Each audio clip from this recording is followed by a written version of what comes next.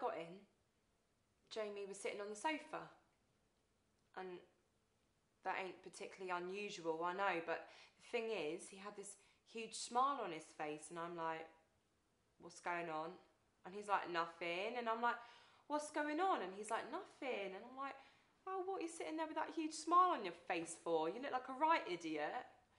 And he goes, I got you something. Trainers. Jamie's bought me trainers. And I know you're probably sitting there thinking like, so fucking what? It's a pair of trainers. What's the problem? Nobody died. Except that's exactly the point. Jamie bought me the trainers because of my dad. It was that book Len gave us about grieving for people like when they died.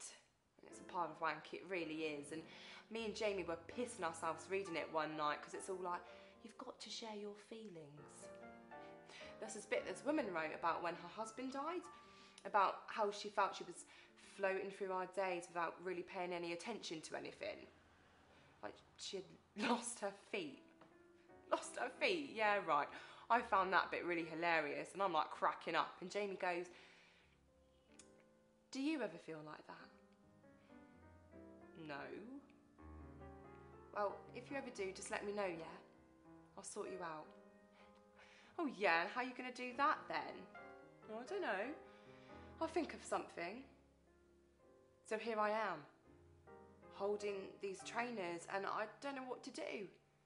He's just looking at me, and I realise that I've kind of ruined a really nice moment. Like, this is supposed to be romantic and special and that. Oh, you're going to try them on? Nah, I say, like, in a minute. I want to walk out, but I curl up next to him on the sofa and I bury my face in his chest. Lynx Africa fills my nose, and usually I love that smell, but I just feel sick. He puts his arms around me and he kisses my head, and then he makes it worse by saying, I love you, Chloe.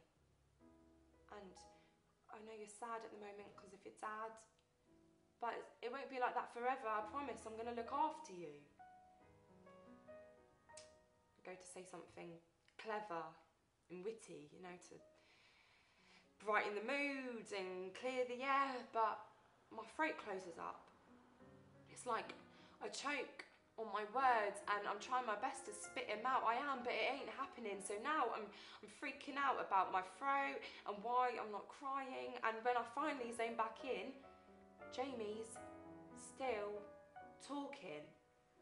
He's going on, and I ain't been listening when he goes, what do you think? I said, I don't mind. What's wrong, darling? Nothing. Do you want to talk about anything? No.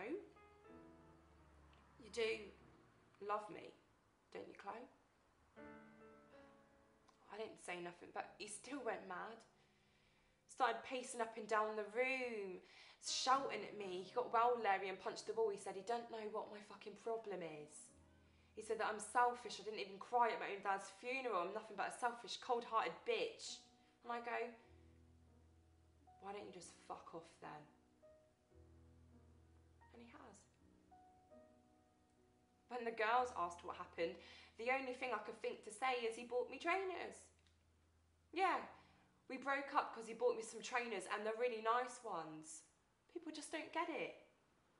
I don't even understand why I did it either, because if I'm being honest, it really fucking hurts. He did the nicest thing anyone's ever done for me by buying me them trainers because of what they meant. There they were, right in front of me. He was offering me this huge thing, this world with him in the form of gold and white Nikes. I'm thinking to myself, go on, Chloe, put them on. Go on, I dare you, like they're well nice, you deserve it. But I just couldn't. It wouldn't have felt right. Like walking around with your shoes on the wrong feet.